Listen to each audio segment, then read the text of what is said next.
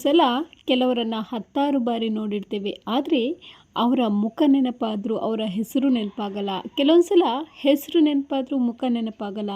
ಅಥವಾ ಯಾವುದಾದ್ರೂ ಒಂದು ವಸ್ತು, ದಿನನಿತ್ಯದಲ್ಲಿ ನೋಡುವ ವಸ್ತು ಕೂಡ ಎಲ್ಲೋ ಇಟ್ಟಿರ್ತೇವೆ, ಎಲ್ಲೋ ಹುಡುಕ್ತೇವೆ.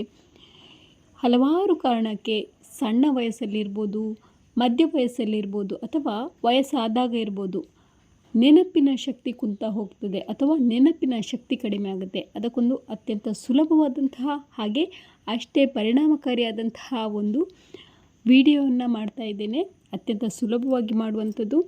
ಈಗಾಗಲೇ ನಾನು ಪ್ರತಿಯೊಂದು ಬೆರಳುಗಳು ಯಾವುದಕ್ಕೆ ಸಂಬಂಧಪಟ್ಟಿರೋದು ಎನ್ನುವುದನ್ನು ಹೇಳಿದ್ದೇನೆ. ಇದು ಅಗ್ನಿತತ್ವ, ವಾಯುತತ್ವ, ಆಕಾಶತತ್ವ, ಪೃಥ್ವಿತತ್ವ, ಜಲತತ್ವ. ಇದನ್ನು ಈ ರೀತಿಯಾಗಿ ಜೋಡಿಸಬೇಕು.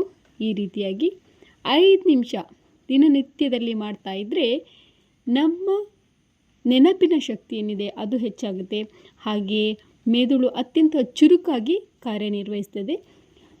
ಈಗ ಅಗ್ನಿತತ್ವದ ಬೆರಳು ಅಗ್ನಿತತ್ವಕ್ಕೆ, ವಾಯುತತ್ವದ ಬೆರಳು ವಾಯುತತ್ವಕ್ಕೆ, ಹಾಗೆ ಆಕಾಶತತ್ವದ ಬೆರಳು ಆಕಾಶತತ್ವಕ್ಕೆ, ಹಾಗೆ ಪೃಥ್ವಿತತ್ವದ ಬೆರಳು ಪೃಥ್ವಿತತ್ವಕ್ಕೆ, ಹಾಗೆ ಕೊನೆಯದಾಗಿ ಇದು ಜಲತತ್ವ, ಜಲತತ್ವದ ಬೆರಳು ಜಲತತ್ವಕ್ಕೆ.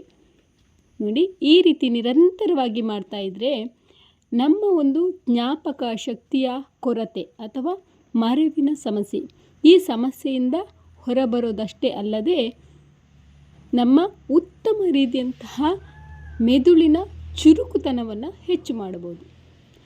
ಮುಂದಿನ ವಿಡಿಯೋದಲ್ಲಿ ಮತ್ತಷ್ಟು ವಿಶೇಷ ವಿಚಾರಗಳನ್ನು ನೋಡೋಣ. ಪರಿಶುದ್ಧ ಕ್ರಿಯಾ ಎಲ್ಲರನ್ನ ಕ್ಷಮಿಸಿ, ಎಲ್ಲರ ಬಳಿ ಕ್ಷಮೆ ಕೇಳಿ ಮಾಡುವಂಥ ಕ್ರಿಯಾ.